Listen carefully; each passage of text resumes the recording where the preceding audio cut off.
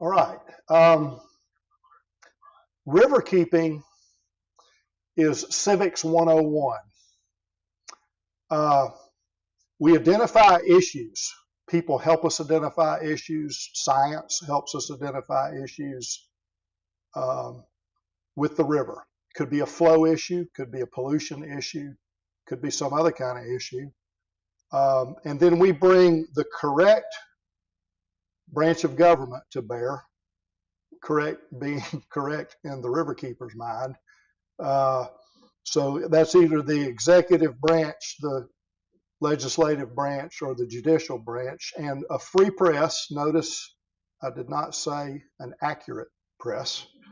Um, and that's one of the kind of cool things about a free press is that they pretty much get to print what they want.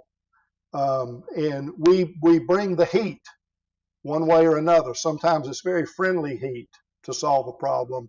Sometimes it's not so friendly after we've tried all the friendly approaches. And so you can just list in your mind problem X, and then as a group of colleagues at Flint River Keeper, and we're at 4 employees headed to 6 pretty soon, we decide how we're going to handle that problem.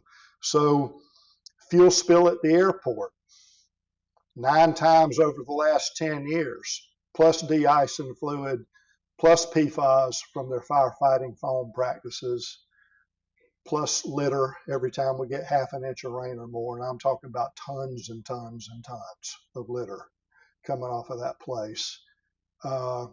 Plus even construction debris, like dimensional lumber ends and pieces of plywood and packing material from ductwork. And you just can't imagine their complete and total disregard for the river.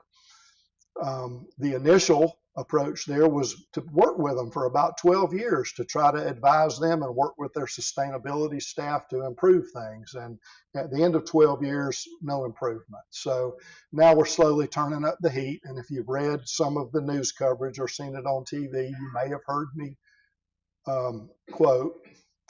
may have heard me say something in a quote to the effect of that, no more Mr. Nice Guy, sorry. So that's probably an example of the best recent example. And like Jennifer said, we are dealing with over a dozen data center sightings, SITINGS. We're dealing with the sewer situation in Albany, which mercifully we're at the end of 7 years of that work, and it's improved remarkably without a lawsuit, which we're very proud of. We're in the middle of a 7-year cleanup at a giant dairy operation that's just south of Americus on US 19. If you've driven down that way, you've driven right through the middle of it. And we did have to sue in that situation, but we're well on track to cleaning that situation up. We finished a 5-year cleanup operation at Tenkata in Upson County just recently. And there's just quite a list. So it's all kinds of issues dealing with pollution and what people do. Just the fact that we're here creates a lot of pollution, but I'm talking about illegal pollution. And we also deal with flow issues, which I'm going to spend some time talking about tonight when I talk about the history of the Flint, sort of economically and culturally. And try to put it in some sort of perspective that I hope everybody can relate to. And I'm going to start with natural history in a very classic sense, and then move into human history. Georgia, despite the image that we have in Hollywood, is probably the most diverse state in the Union economically. It certainly is the most diverse state in the Union geologically, and therefore hydrologically, and therefore ecologically and economically, in terms of the way that human economic systems are based on the way the land is situated and the way the water is situated. Probably everybody in here knows that we have the mountains, the Piedmont, and the coastal plain, but even within the mountains, we have the Blue Ridge section of the mountains, and we have the Ridge and Valley section of the mountains in northwest Georgia. So that's hard rock mountains versus limestone mountains. That's very diverse. That's very different from one another. In the Piedmont, we have this sort of train of Appalachian geology that comes all the way to Birmingham and loops back into Georgia just south of here. And there's a little bit of Appalachian geology right here. And then the coastal plain is very heavy on fall line hills, the big sand dunes just south of the fall line over on the west side, and they're not quite as pronounced over on the east side. And then as you come further south, you get into the Doherty Plain, which I'm going to spend a pretty good bit of time talking about tonight, which is an old limestone-based karst embayment of the ocean. You can see it quite prominently there. And then you have the Tift Plateau. Some people call this the Red Hills region of South Georgia. And then over this way, you get into the area where I grew up, which is the Flatwoods, which includes large wetland areas, the most notable of which is the Okefenokee. And then you get into the Sea Island old, they're actually island-based dune ridges that vary from about 6,000 years old on the beachfront to about 15,000 years old back toward the Okefenokee. So just extremely diverse geology and therefore hydrology, biology, and ecology as a result, and economic systems. Georgia's river fauna is number 2 in diversity only to Alabama. Alabama's river diversity is extremely high in terms of the animals and plants that are living in them. And another way to look at Georgia is the way that the water flows. We have Gulf slope drainages, including an embayment of the Mississippi, and this is the Tennessee system that feeds into the Mississippi. All of that goes to the Gulf, and then a section of the state that goes to the Atlantic.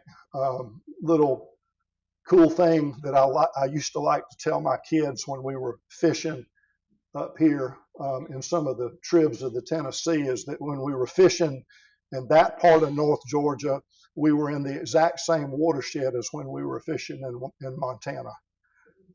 It's quite a large watershed, and it's further divided into individual watersheds, with the Chattahoochee and the Flint being what I spend most of my time working with, and they of course form the Apalachicola River. So here in Senoia, we're actually in the Apalachicola drainage that comes out in the Panhandle.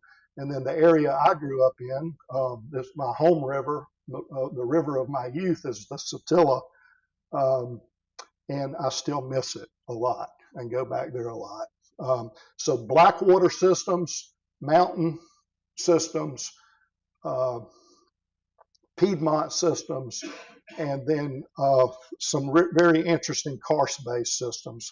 Underneath all of that is yet another complexity of water resources, and these are our aquifer systems that are either more or less articulated with the surface water systems. This area in northwest Georgia is associated with that calcium carbonate limestone ridge and valley area that I mentioned, full of springs, the kinds of springs that are made famous in country music songs for that are great water for making moonshine with.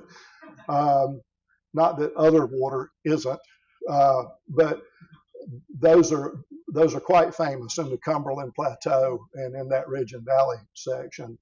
Of course, you had to have markets for that moonshine, and it wasn't in those little towns. It was in the bigger cities. So, you need to think about where all that stuff was being consumed.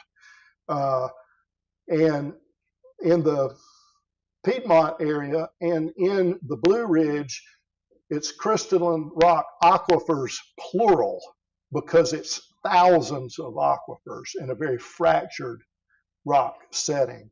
And it's very mysterious in most cases how the water flows. It's not mysterious how the water gets into those aquifers, but it is mysterious once it gets underground where it flows, because it's all based on fractures and cracks.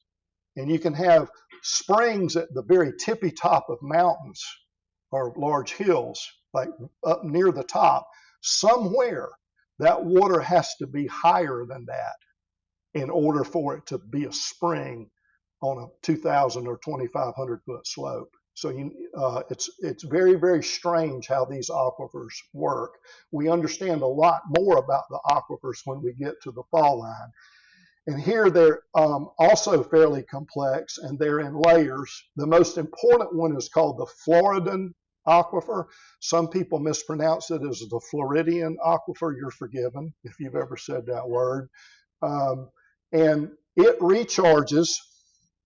This is a map of recharge areas, mostly in that Doherty Plain, and there's one more area where it recharges that straddles the Senoia River down in Florida.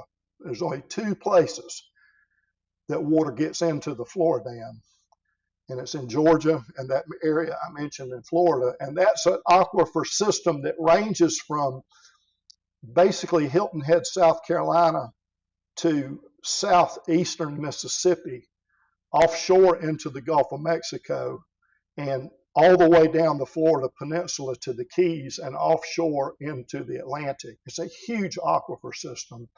It's second only to the Ogallala aquifer system in the center part of North America, which is where the grain belt is. That's where the grain belt is. And we have two bread baskets.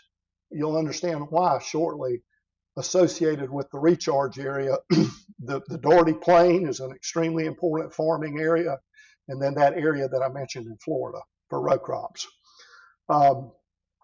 So it recharges in that red area, and it extends in that blue area.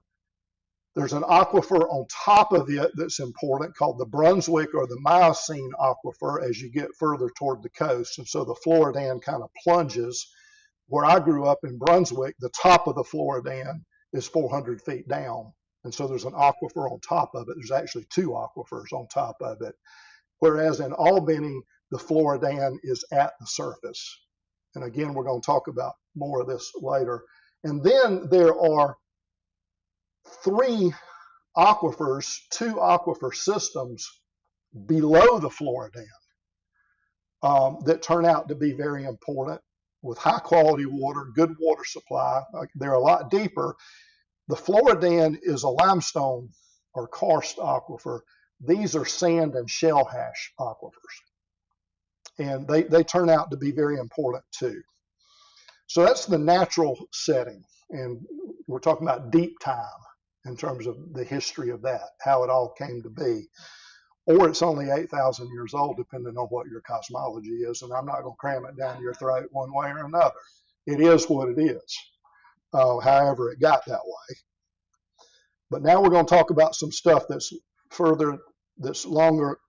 I'm saying it's longer ago than 8,000 years. Proto-Americans it's possible that they came into what became the southeastern United States 26 to 30,000 years ago. But the consensus is that around 13,000 years after the crossing of Paleo-Asians into North America, around 17,500 years ago, the archaeological record and now mitochondrial DNA have produced sort of a cohesive story that without doubt what is now the southeastern U.S. was occupied by 14,000 years ago. Now, it's possible that it was longer, but at least 14,000 years ago. And these hunter-gatherers showed very clear signs of plant and mammal harvest, but they did not fish, which is interesting. And such was that style of human occupation up until about 10,000 years ago. Then things changed. Does anybody want to care to guess what changed? They start producing crops. You're skipping a step. Yeah, but that's next after that. What changed was the climate. And what happened is that about 10,000 years ago, as the glaciers retreated, um, there was just a lot of glacial meltwater and a whole bunch of new rivers and creeks. Um, and it was kind of puddling and running everywhere. And a new native culture that was not the paleo culture, but was known as the archaic culture, they exhibited prominent fishing habits and practices, and they dominated the Georgia landscape for 7,000 years, from about 10,000 years ago to about 3,000 years ago. So all this preceded European contact. And by this time, the large mammals of North America, which were the big cats, pachyderms, and bison, were all but extinct. There were still bison around, but the giant ones, the really big ones, those were extinct. And so this was a massive extinction event that occurred 11,000 years ago, and it was because of the climate change, the warming of the earth. Mammal flesh was a lot harder to come by in large packages. In other words, where one kill could feed a village. And white-tailed deer and rabbits became the dry land protein sources. And so there was a lot of new fish habitat, and fish became extremely important in the protein diet. They were still hunter-gatherers, but they had shifted from really large mammals to medium-sized and small mammals and fish. And that extinction event drove the establishment of a completely new culture in terms of the styles of tools and the styles of other technologies, including fish weirs. And you can see a fish weir right here. There are quite a few in the Flint, and all weirs, like a dam. W-E-I-R-S. And there are quite a few in the Flint, and they're throughout North America and Rocky Rivers. They're everywhere, all across North America. And so from about 3,000 years ago up to about 1,000 years ago, that archaic culture became what we call the woodland culture. It developed slowly. There was some mound building, which was very prominent once they started farming, and the beginnings of crop farming. They continued to hunt and fish weirs were very, very common in the Flint and in all the other rivers, the rocky portions of rivers in the southeast and the rest of the country.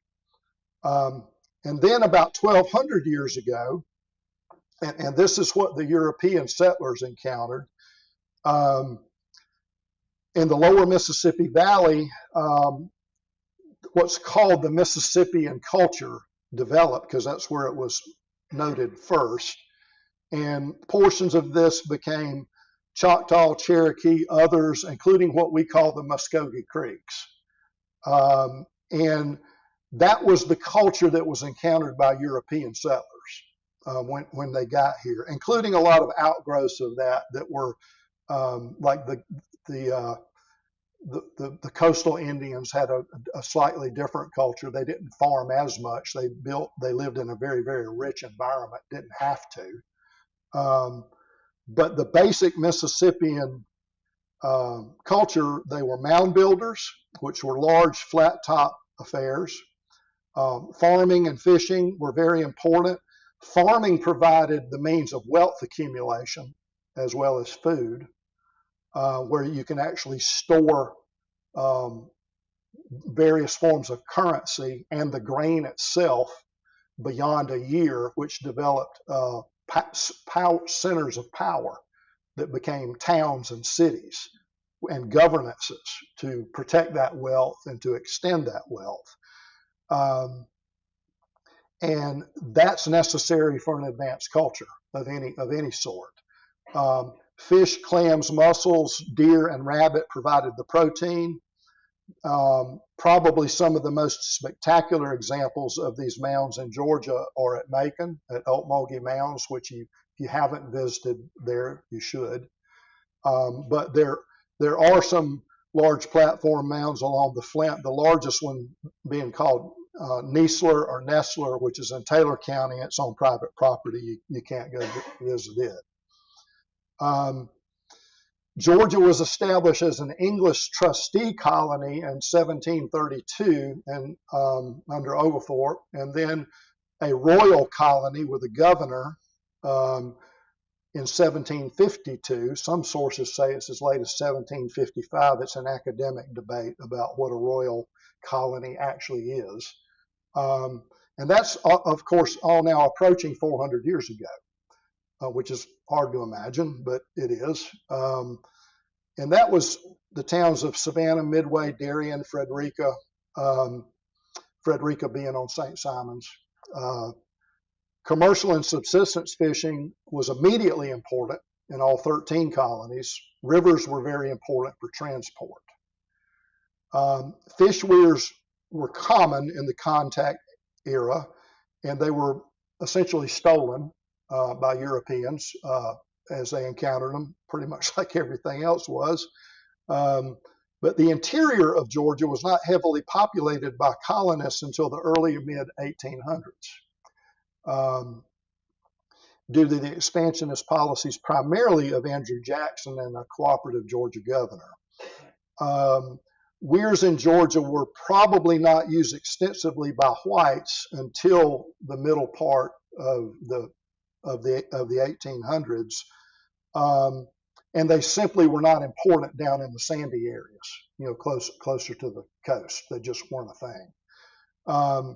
The use of weirs was actually regulated by local and state government in New England. There's no evidence that it was in Georgia. It's probably the law of the gun and the knife. Georgia being Georgia. Shad, sturgeon, eels, and river herrings were important throughout the colonies. However, shad, which was by far the largest biomass, and I should add stripers to that list too, striped bass, they were important. They were sort of despised early on with large quantities of shad fed to hogs because the pork was preferred and the shad was easy to catch. Bartram in his travels noted that sturgeon were in very high abundance in the Savannah River and elsewhere, and such abundance was noted all along the eastern seaboard. It was known as the fish that saved Jamestown. And there's also a story about shad playing a role in the spring of 1777, saving George Washington's army during the thaw on the Delaware. Shad and sturgeon were large Georgia exports really all the way up until the middle of the 20th century. Now, to more modern times. Most of you probably have heard that the Flint starts under the Atlanta airport. That's actually not true. It actually starts about 500 yards northwest of the MARTA station in East Point is where it actually starts. And it enters the airport from the north. It's joined by Mud Creek and Sullivan's Creek immediately south of the airport. And of course, all the airport's runoff goes through a whole series of pipes there that even the airport, I don't think, knows where they all are. But if we sue them and get into discovery, we'll find out what they do know. And so it has very, very urban beginnings. And then how many of y'all have driven south of here and either waded in or swam in or fished in the Flint? Any of you? 1, 2, 3, 4, 5. Very few of you. I encourage you to do that, to do this. This is what, Jennifer? 50 minutes from here? At Spruill Bluff? No, I mean, it's that beautiful. I mean, that's not a doctored photo. That's what it looks like. And that's at the overlook at Spruill Bluff looking upstream toward Atlanta. And in May, and if y'all want to come enjoy this on Mother's Day weekend, we have a Saturday and a Sunday float on Mother's Day weekend.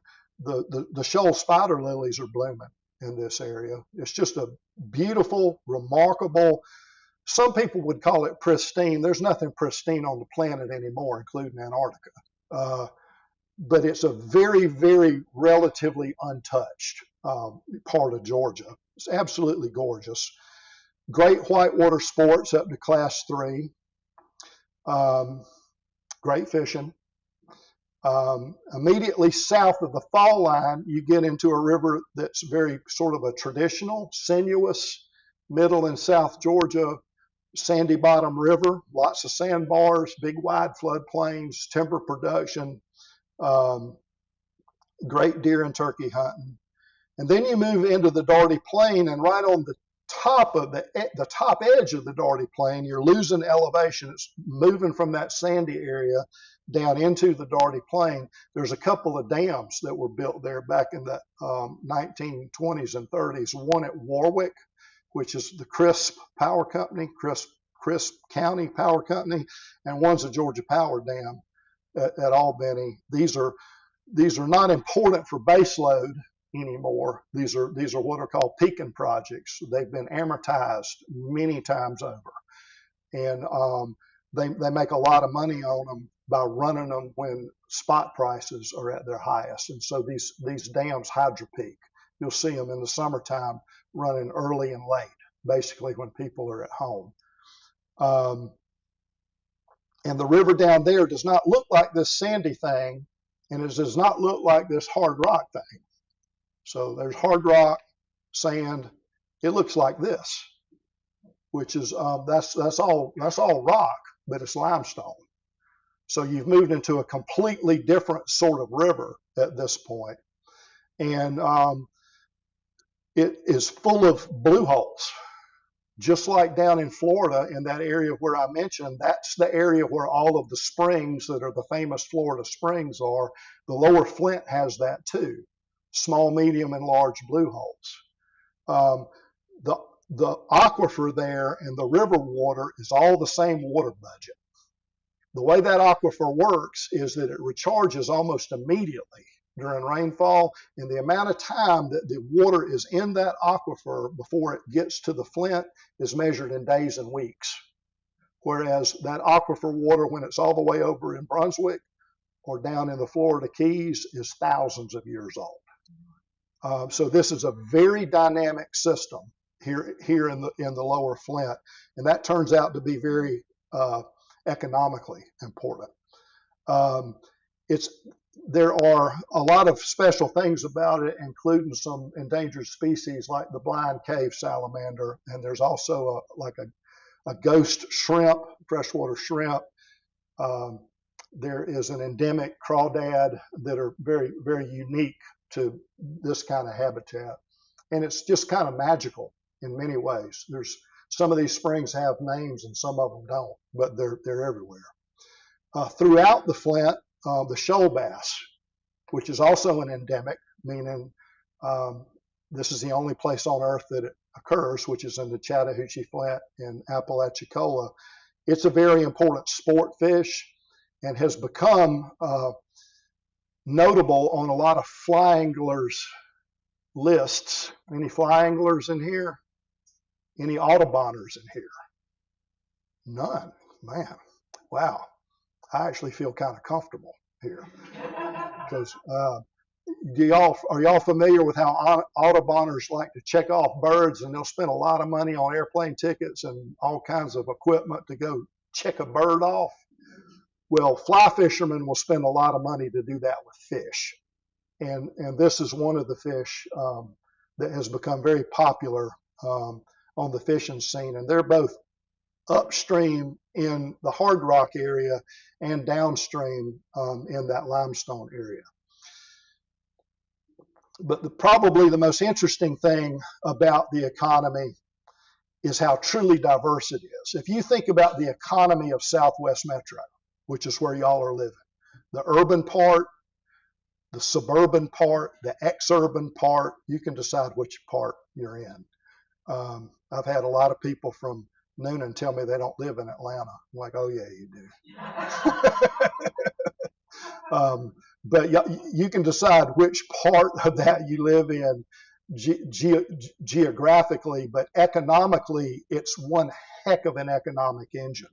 It's just an amazing thing, just like any large metro city on the planet.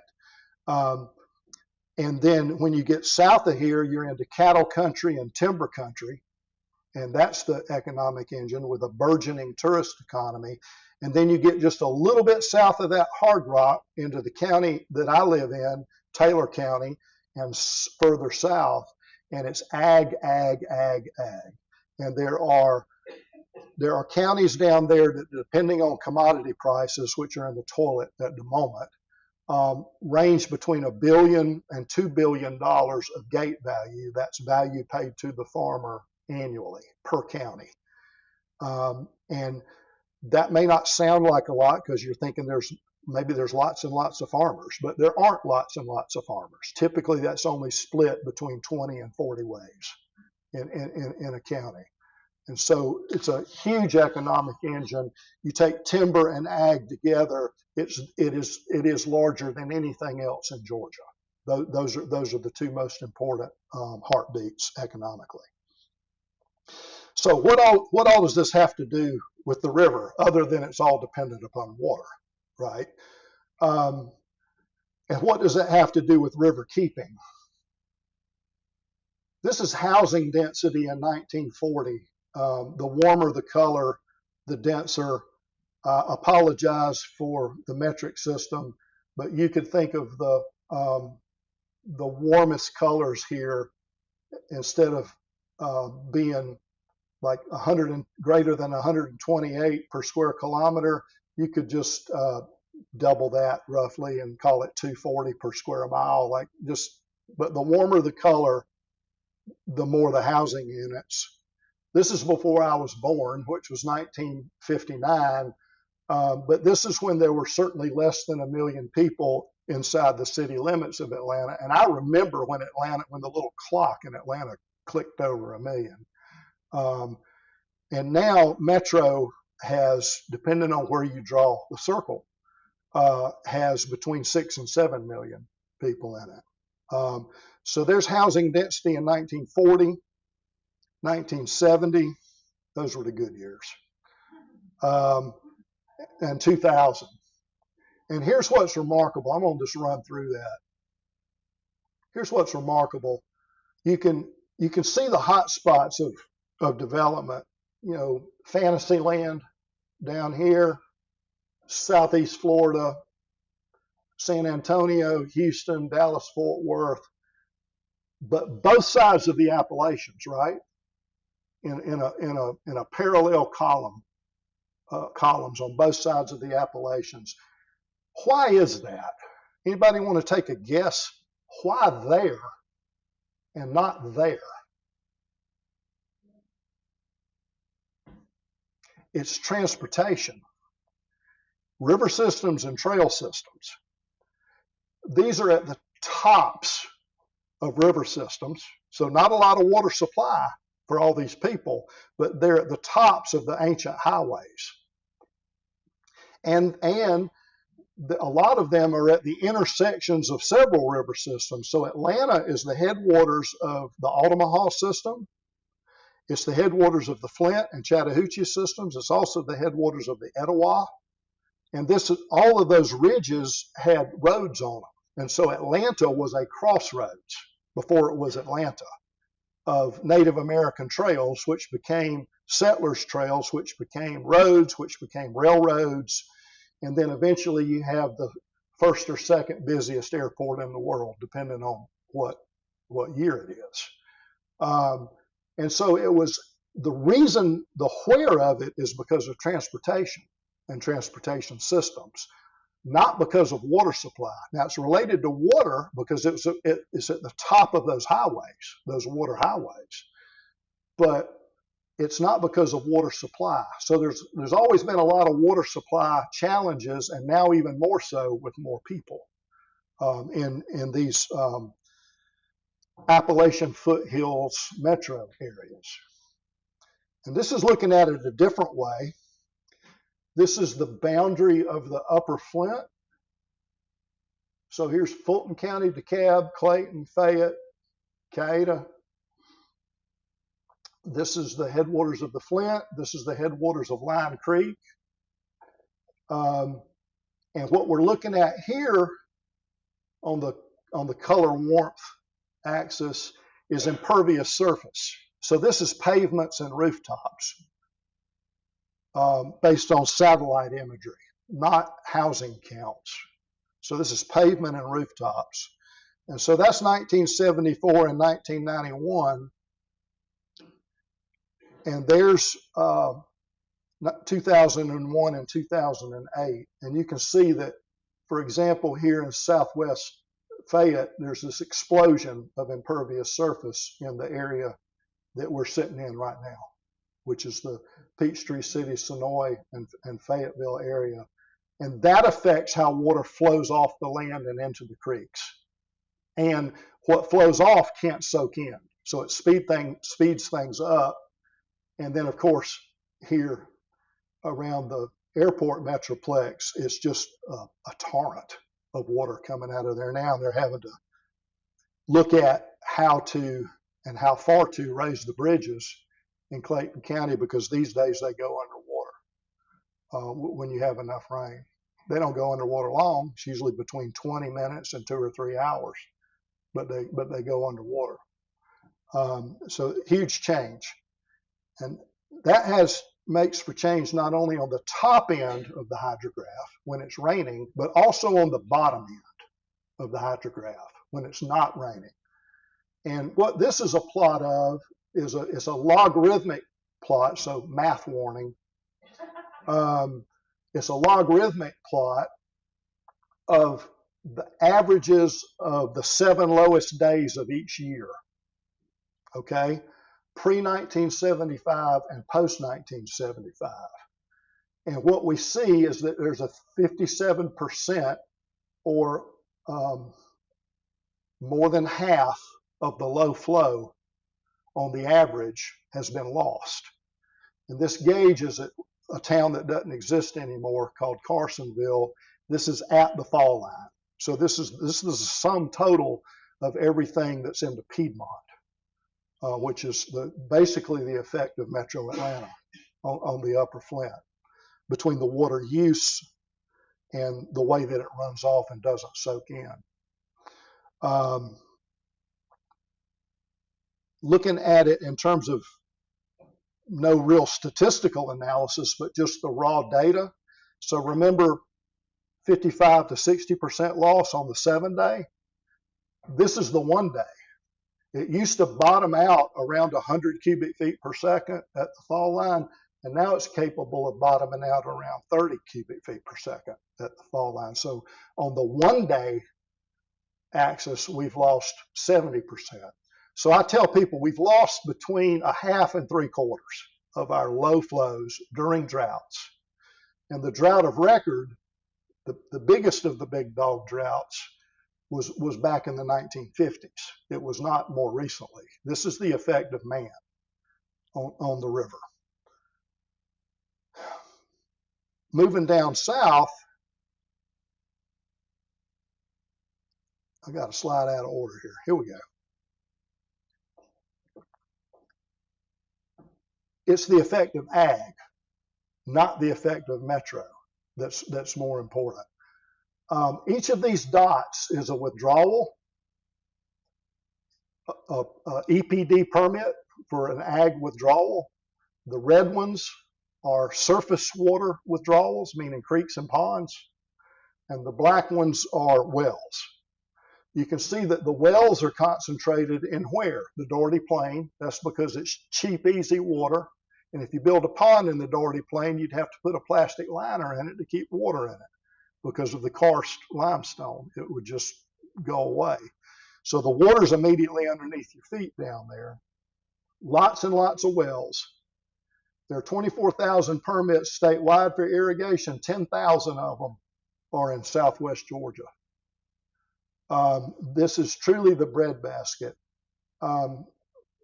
We average during the growing season statewide pumping about 2.3 billion gallons per day. And I'm going to put this in perspective in a minute because that's a big number, but what does it mean? During the growing season, In the Doherty Plain, that number is about 1 billion gallons per day. And of course, that's not 24/7, 365. That's when they're producing a crop.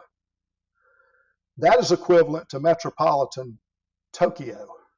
Now, metropolitan Tokyo, does anybody know how many people are in that metro area? Because it's not 6 or 7 million. It's 34 million people. Now, again, this is not 24/7, 365. This is during the growing season. But in the upper part of the Flint, we have Atlanta, which is 24/7, 365, and I mean metro Atlanta. And in the lower part of the Flint, we have metropolitan Tokyo that's blinking like a Christmas light. It's on, it's off, it's on, it's off. That's a lot of water, y'all. But there's a lot of water there. And it recharges quickly when it starts raining again. So let me talk about that a minute. In the 2010, 11, 12 drought, the Floridan aquifer, by the end of that period in that area, had been pulled down over 80 feet. And I'm going to show you some data in a minute, but the river was way, way down. Almost all of the large creeks had quit flowing, like they were just dry, like bare bones dry. The ones that hadn't quit flowing were just at a trickle, and I'm going to show you what that looks like. And when it started raining again, in around Thanksgiving of 2012, we had recovered all of that by Christmas. It was completely full again. That is a sustainable economic system, if you think about it, because they were still growing a crop. In fact, they made a lot of money during those 3 years because commodity prices were excellent, unlike right now. And there was still a lot of water, even though the river was suffering and the creeks were suffering. There was still a lot of water there. So they could have kept going. They could have kept going into drought year 4, drought year 5. And the global capital markets have taken notice of this. And I know that things are going crazy right now with land prices, particularly because of data centers. And so these numbers are not going to be nearly as impressive as $70,000, $75,000 per acre for a data center. But when I took my job at Flint Riverkeeper in the autumn of 2009, irrigated land prices in southwest Georgia, and I'm not talking about riverfront property, I'm just talking about land with permits, was between $2,500 and $3,000 an acre. That's what it was.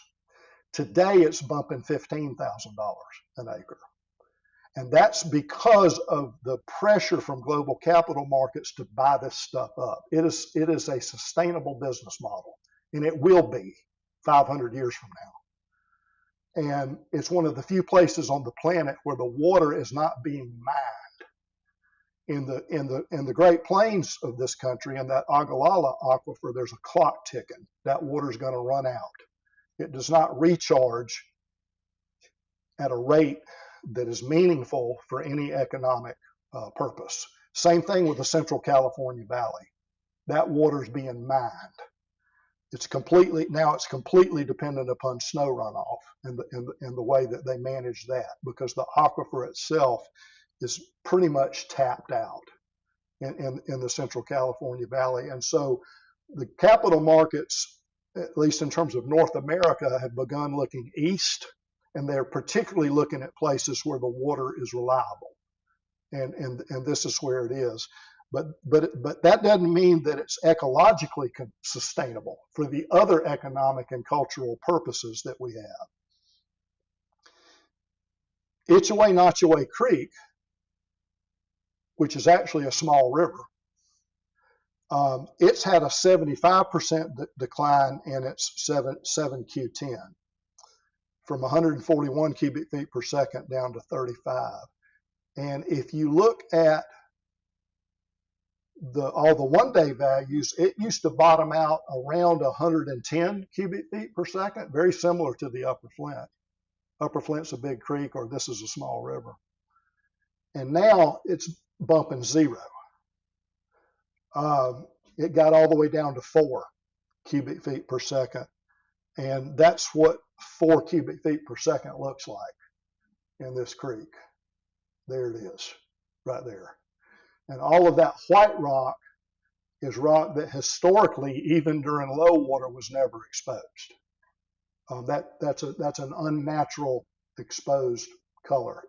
You should have water based on that 110 that's about right there. Another interesting thing about this graph is how tight that is compared to that graph you saw coming off the Piedmont. This is the buffering effect of the Floridan aquifer. That aquifer keeps things from getting too high, and it kept things from getting too low. It's almost like shock absorbers on your car, just keeping things steady.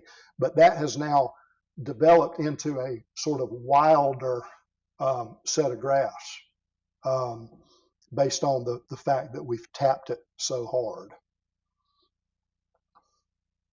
And this has affected some of those iconic springs. This is Radium Springs just outside of Albany back in the day. There's another shot of it, different angle, better photograph. Well, I don't know, it's not all that, any one of them was all that good. But that's what it looked like up until the late 1970s. This is what it looks like today in a wet year. A lot of weeds, that's extra nitrogen, extra phosphorus, and not as much water. You can again see that white exposed. And then this is what it looks like during drought. It's just a kind of a festering mud hole. Radium Springs first quit flowing in 1980, summer of 80. And now it ceases to flow almost every year in August and September. And that's because of what? That's because of ag use. And so I need you to think about all of the things I told you about the upper Flint. You can't blame those on ag. That's the effect of metro. And you can't blame what's going on in these springs and in Itchaway Creek and the other big creeks down there. You can't blame that on Atlanta. That's because of ag. There is a paper mill in the spring shed, but the ag use in the spring shed is larger than the paper mill. And so it begs the question of what can we do? Can we have our cake and eat it too? Can we have a robust agricultural economy? Can we have a robust metropolitan Atlanta economy and still have a healthy river? And fortunately, the answer is yes. This graph right here, and I'm not responsible for those gaps, the federal government is. This is a graph of the flow at Bainbridge, which is the summation or the concatenation or whatever word you want to use of everything I've talked about at the last gauge before it joins with the Chattahoochee to make the Apalachicola. And you can see that the river used to bottom out around 2,000 cubic feet per second, and now it's capable of bottoming out around 1,000 cubic feet per second. So we've lost half the flow in the Flint. This is a large part of what Florida was griping about in the lawsuits. Atlanta kept getting the headlines, but it wasn't just Atlanta. It's Atlanta and ag that were causing this issue. And so again, the challenge becomes, how do we fix that? And at Flint Riverkeeper, we're working on that. And I have 3 minutes left. So I'm gonna take questions right after I say that there are ways to repair. You're not going to un-Georgia Georgia. You're not going to un-ag ag or un-Atlanta Atlanta. But a lot of the issues that have caused this can actually be repaired. And we've been working on that now for well over a decade, for 17 years, and we're showing progress. And when I say repaired, we can realistically recover about a third of what we've lost and keep these creeks and this river healthy. So now, time for questions. So you said ag, so it means the black spots that you were showing were wells. So farmers are drilling for water to water their fields. But the runoff from that water is not returned to the water table in the creek. If you're a farmer and you're into what's called precision ag, you want to do what? You want to irrigate exactly the amount of water that that plant's going to take up and not one drop more. Of course, that's impossible. Yes, what flows through or what the plant doesn't use and flows through does go immediately back into the aquifer. The net usage is what I've been talking about, the consumptive use. And so that's figured into the equation.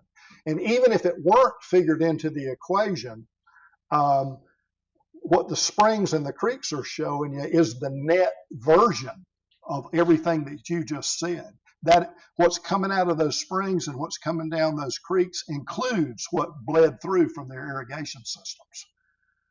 And so